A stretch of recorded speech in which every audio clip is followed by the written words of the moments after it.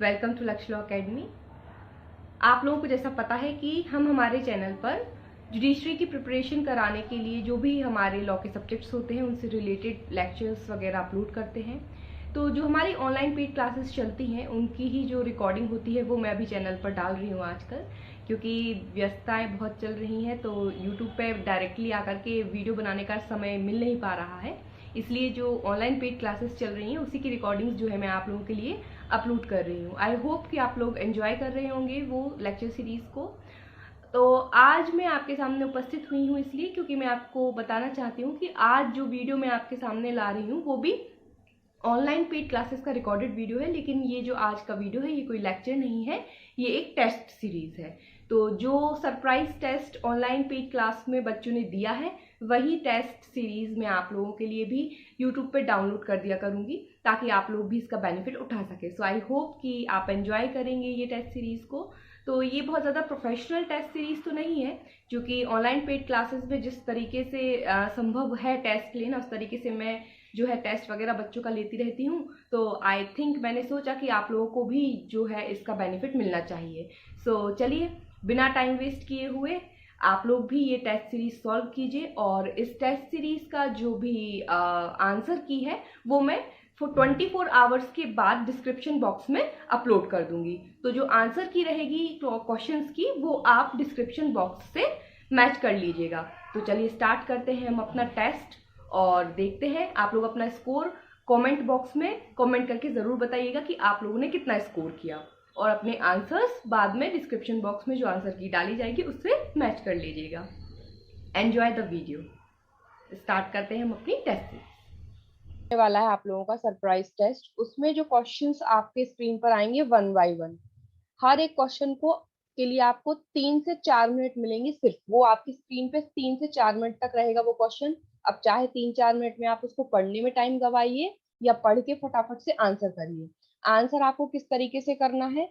Answer आपको इस तरीके से करना है कि आपका जो पेज है उस पे आपको जस्ट आंसर नंबर डालना है और बस आंसर दे देना है। जैसे क्वेश्चन नंबर 1 है तो आप डालेंगे आंसर 1 और उसका जो भी ABCD आंसर है वो सिर्फ, अगर बी है तो क्वेश्चन 1 डाल के बी, क्वेश्चन 2 डाल के सी। अब जो क्वेश्चंस है वो मैंने लिए हैं स्क्रीनशॉट, ठीक है। ऑब्जेक्टिव्स अलग अलग बुक्स में से मैंने स्क्रीनशॉट्स लिए हैं। तो जो क्वेश्चन नंबर डले हुए हैं वो अलग अलग डले हुए हैं, मतलब सीरीज में नहीं है कि क्वेश्चन नंबर 1-2 इस तरीके से है कि क्वेश्चन नंबर 1 है, फिर 2 है, फिर 7 है, फिर 36 है, फिर 48 है। तो आपको भी अपने आंसर की में उसी तरीके से डालना है। अगर क्वेश्चन नंबर 1 तो आप डालेंगे आंसर 1, क्वेश्चन नंबर 2 तो आंसर 2, फिर उसके बाद क्वेश्चन 7 है तो आप आंसर 7 डाल के उसका आंसर करेंगे ताकि मुझे चेक करने में इजी पड़े। ठीक है, सभी को समझ में आ गई बातें सारी? मैंने जो कुछ भी बोला सभी को क्लियर है? Yes ma'am. ठीक है, ठीक है। एक बार मैं आपको तरीका बता देती हूँ। देखिए, सपोज कीजिए कि ये आपका पेज है, आपको पेज मिलेगा, ठीक है। तो आपको क्या करना है, आपकी स्क्रीन पर आएगा क्वेश्चन नंबर 1, तो आप यहाँ पर डालेंगे आंसर 1 और उसका जो भी आपको ऑप्शन सही लग रहा है, जैसे बी तो बी। फिर उसके बाद है क्वेश्चन 2 तो आप डालेंगे आंसर 2, ठीक है। और उसके बाद है शायद से, जहां तक मुझे याद है, क्वेश्चन नंबर 7 डला हुआ है उसमें, तो आपको भी यहाँ पे आंसर 7 डालना है, ना कि 3। आंसर नंबर 7 डाल के जो भी ऑप्शन आपको लग रहा है इस तरीके से आप अपनी जो है पेज पे लिस्ट तैयार करेंगे और फिर ये इसका स्क्रीनशॉट आप मुझे ग्रुप में भेजिए। ग्रुप में भेज दीजिए या पर्सनली मुझे भेज दीजिए, मुझे कोई प्रॉब्लम नहीं है। मुझे तो आप लोगों की तैयारी से मतलब है। ठीक है, चलिए स्टार्ट करते हैं। एक क्वेश्चन 3 मिनट से ज्यादा नहीं रहेगा, इसलिए फटाफट से सॉल्व करना है। चलिए रेडी है? पेज उठा लिया आप लोगों ने? संदीप, गौरव? Yes ma'am. चलिए स्टार्ट करते हैं। अपने अपने माइक बंद रखिए, ध्यान से क्वेश्चन पढ़ना है। 3 मिनट बस रहेगा आपकी स्क्रीन पर। स्टार्ट करते हैं।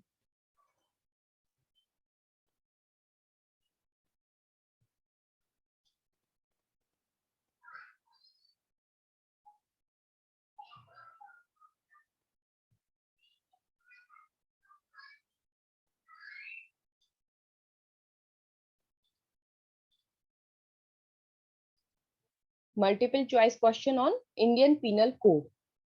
स्टार्ट हो रहा है आपका test. First question,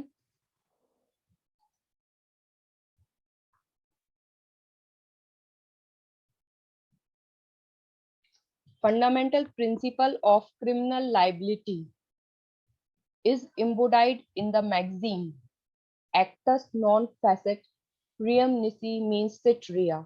The maxim was developed by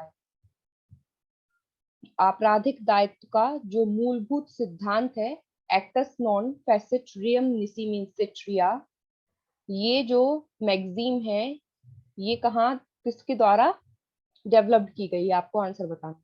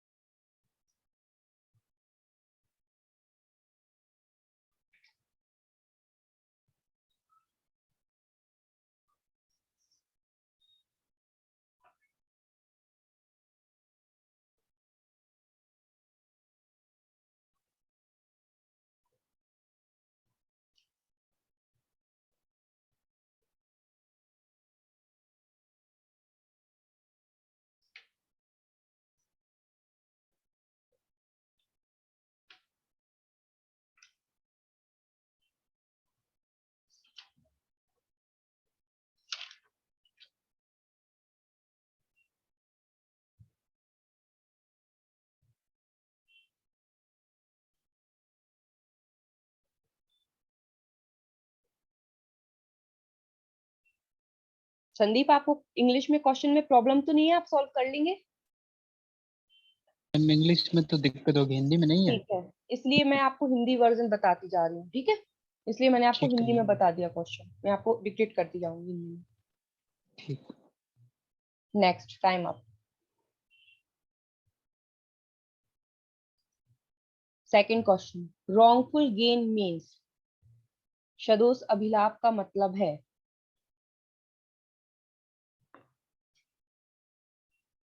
gain by lawful means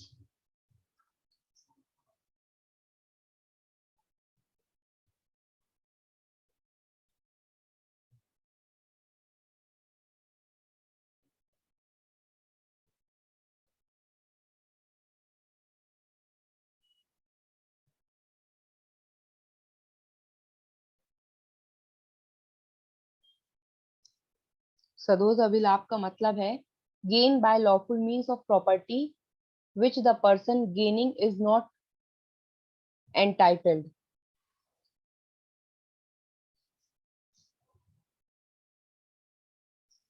विधिपूर्ण साधनों द्वारा ऐसी संपत्ति का अभिलाभ प्राप्त करना जिसके लिए व्यक्ति एंटाइटल्ड नहीं है, जिसके लिए व्यक्ति हकदार नहीं है। Second option, gain by unlawful means of property which the person gaining is not entitled। ऐसे विधि विरुद्ध साधनों द्वारा, ऊपर है विधिपूर्ण साधनों द्वारा संपत्ति को भी प्राप्त करना जिसके प्राप्त करने के लिए हकदार नहीं है। बी ऑप्शन है विधि विरुद्ध साधनों द्वारा संपत्ति को प्राप्त करना जिसके लिए जो व्यक्ति है वो प्राधिकृत नहीं है प्राप्त करने के लिए। तीसरा है विधि विरुद्ध साधनों द्वारा ऐसी संपत्ति को प्राप्त करना जिसको प्राप्त करने के लिए व्यक्ति प्राधिकृत है। डी सभी सही है, ऑल ऑफ अबव।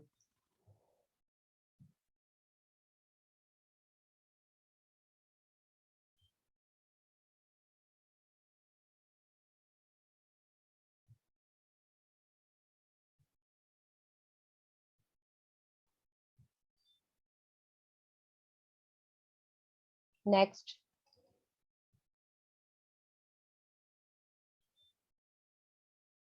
इसमें आंसर नंबर 5 डालिएगा। बेईमानी शब्द को कहाँ परिभाषित किया गया है?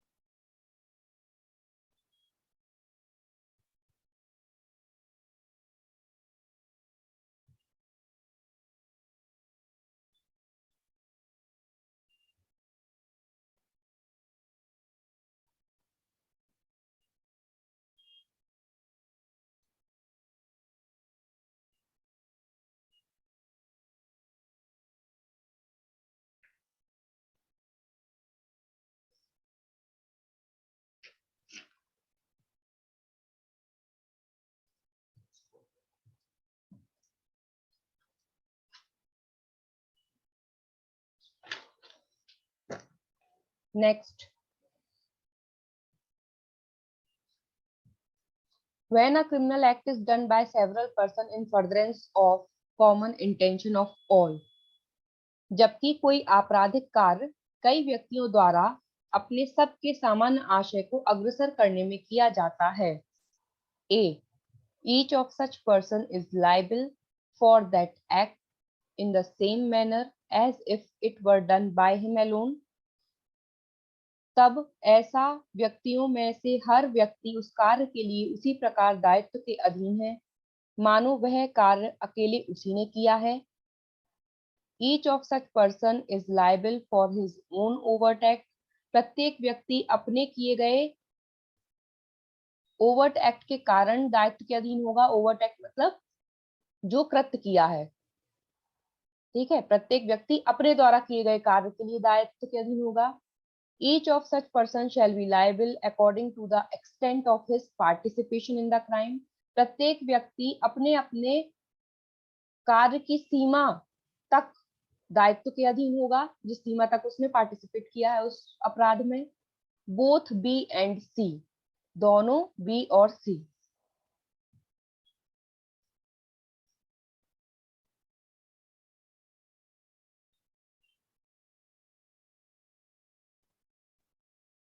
हिंदी में ऑप्शन फिर से रिपीट करना है क्या संदीप? नहीं मैम। मैम हो गया नेक्स्ट। Okay, good.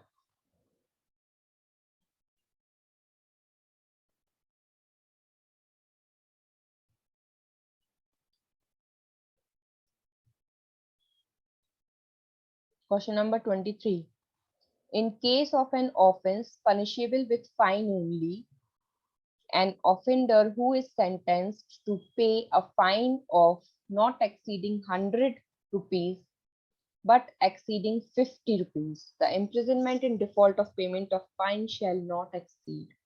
ऐसा अपराध जो सिर्फ जुर्माने से दंडनीय है,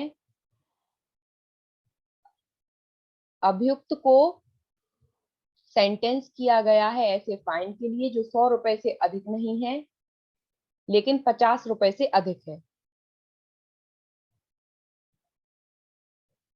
और वह जुर्माना नहीं देता है तो उसे जुर्माना ना देने के कारण कितने मंथ का कारावास होगा?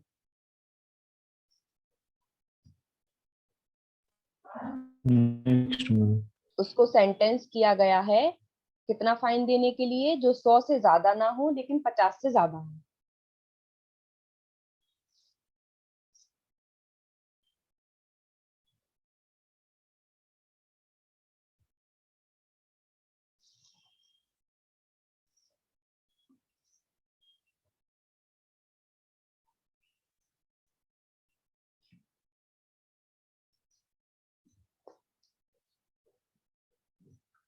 मैम ये शायद सेक्शन 67 का है क्या?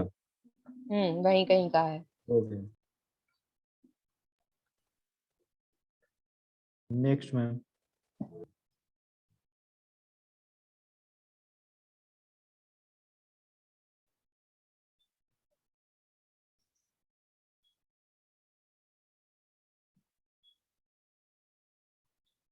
धारा 73 आईपीसी में एकांत परिरोध का मैक्सिमम लिमिट क्या है? अधिकतम सीमा सॉलिटरी कन्फाइनमेंट की।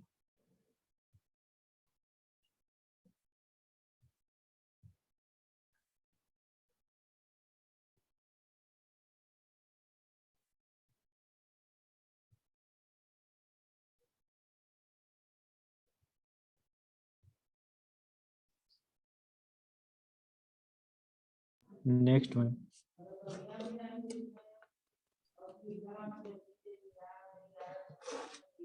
The maxim ignorantia juris non excusat means, इस मैक्सिम का अर्थ बताना है। Ignorance of law is no excuse. Mic बंद कर लीजिए।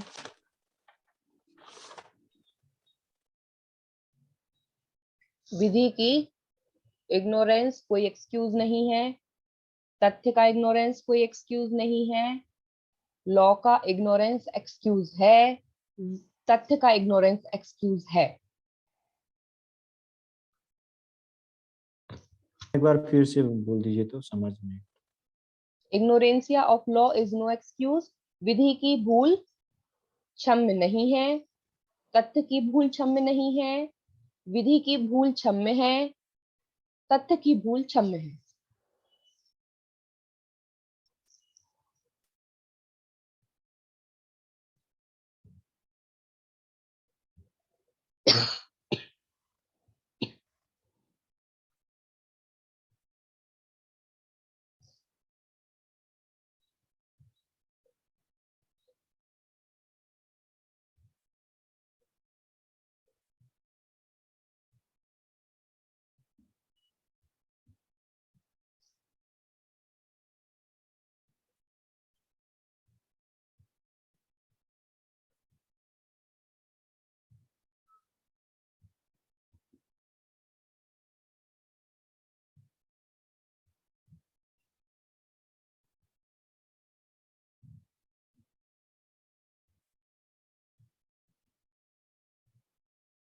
Next ma'am.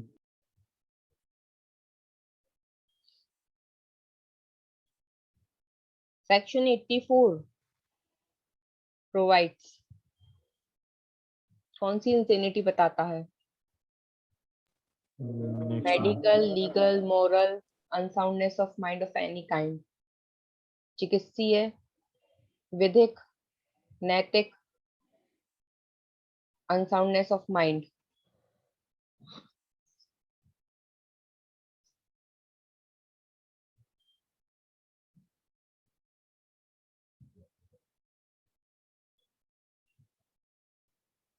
मैम इसमें डाउट है। डाउट बाद में पूछना, अभी सिर्फ क्वेश्चन सॉल्व करना है।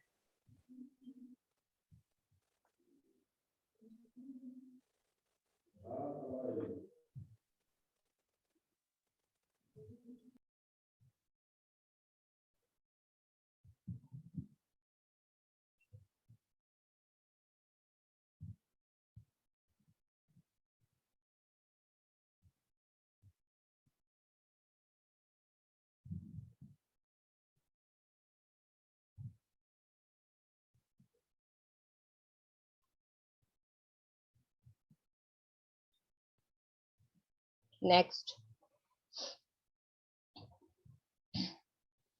irresistible impulse is a defense.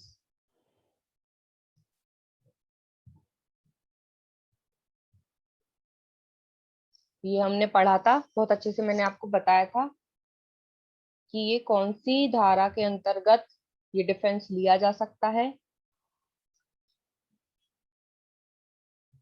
अप्रतिरोध आवेश का सिद्धांत, या इसको बोलते हैं अविवेक आवेग, है ना। इररेसिस्टिबल अविवेक आवेग या अप्रतिरोध आवेग, ऐसा कुछ था। जब मैंने बताया था तब हिंदी मीनिंग भी बताया था, इसका लिखा भी होगा आपने, और ये भी बोला था कि इंग्लिश टर्मिनोलॉजी भी याद रखना।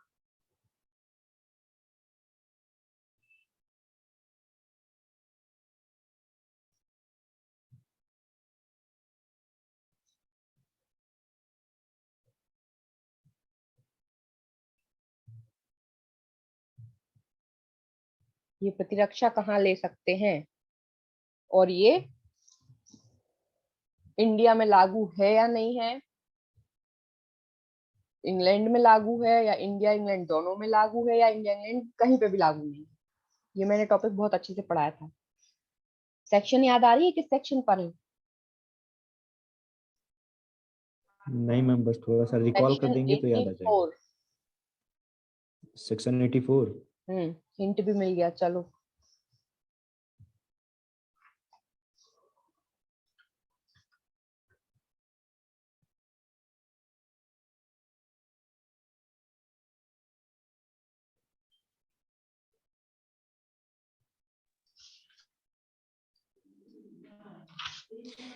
मैम ये दुर्भावना प्रेरित का इसका हिंदी होता है क्या? तुम तो इंग्लिश मीडियम वाले हो ना। मैम दोनों में मैं हूँ, इंग्लिश हिंदी दोनों। इररेसिस्टिबल इम्पल्स, इसका केस था अविवेक आर वर्सेस सैडमैन अविवेक। का था क्या? Time up. नेक्स्ट, मैंने सैडमैन का केस है ना, सोडेमैन। वो अपन बाद में अभी डिस्कस करेंगे। नेक्स्ट, दोहरे परिसंकट के विरुद्ध संरक्षण कौन सी धारा में बताया गया है? Double jeopardy, doctrine of double jeopardy का डिफेंस कौन सी सेक्शन में है?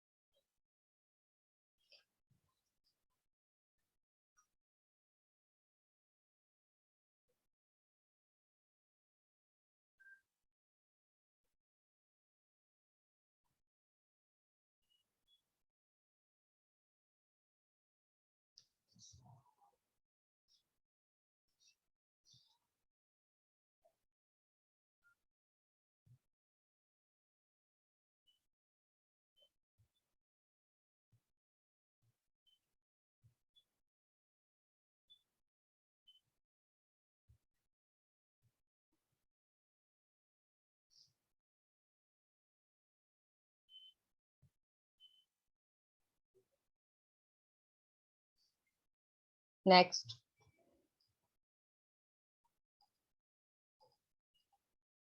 पढ़िए इसको।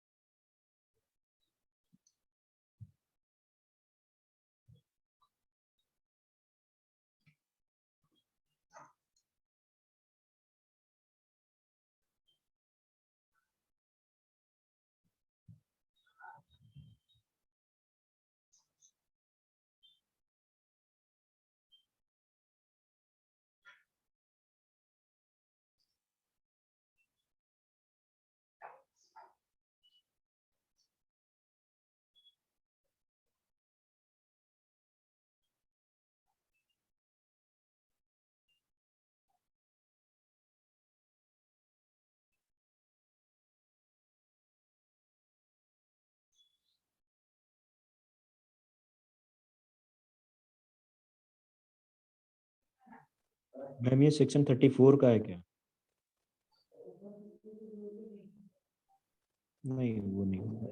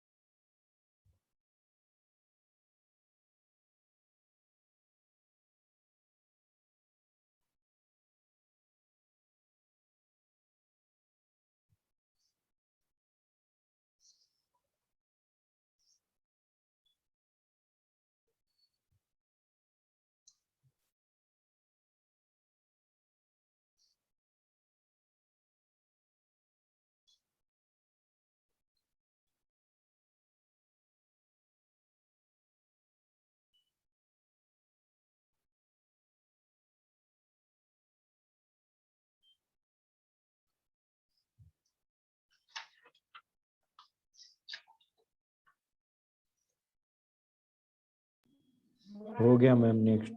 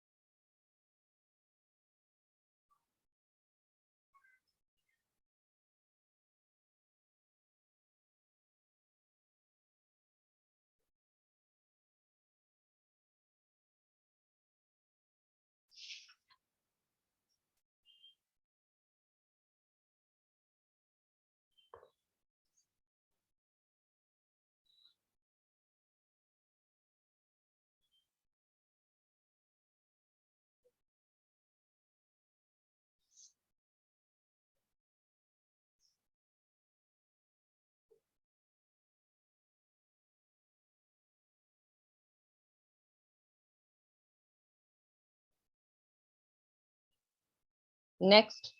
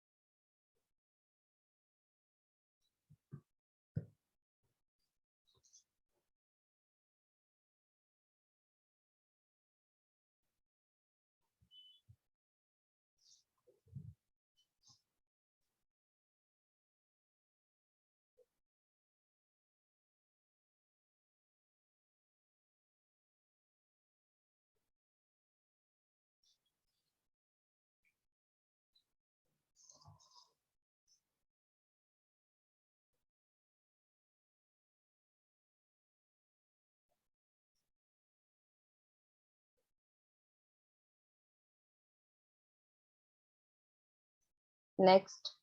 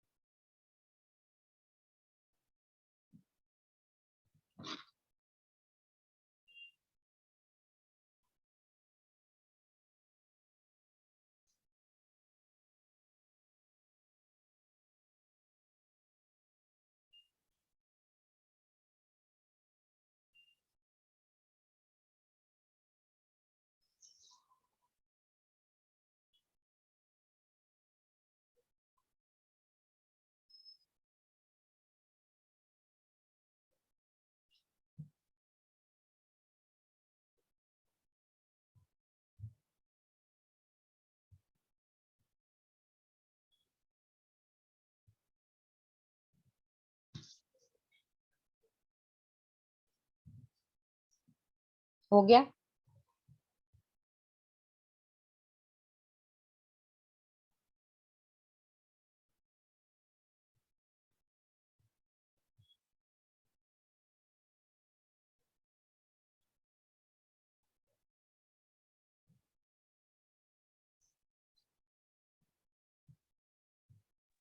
हाँ मैं okay, next, next and last.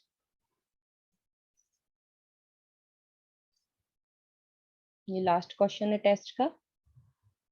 उसके बाद आप लोग मुझे अपनी स्क्रीनशॉट देना।